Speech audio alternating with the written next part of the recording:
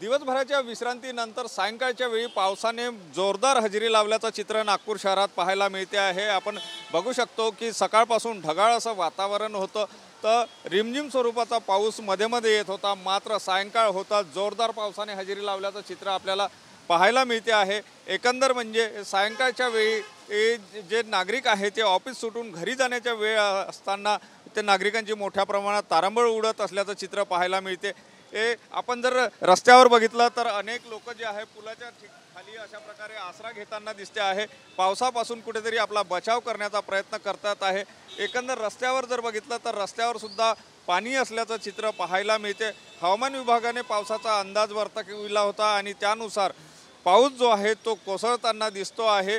नागपूर शहरामध्ये जे आहे ते थंडगार असं वातावरण या पावसामुळे जो गारवा निर्माण झालेला आहे आणि एकंदर परिस्थिती जर बघितली तर सायंकाळच्या वेळी नागपूरकरांना पावसाने चांगलंच झोडपल्याचं चित्र पाहायला मिळते आहे। कॅमेरामन साईसह सुनील ढगे, TV9 मराठी, नागपूर।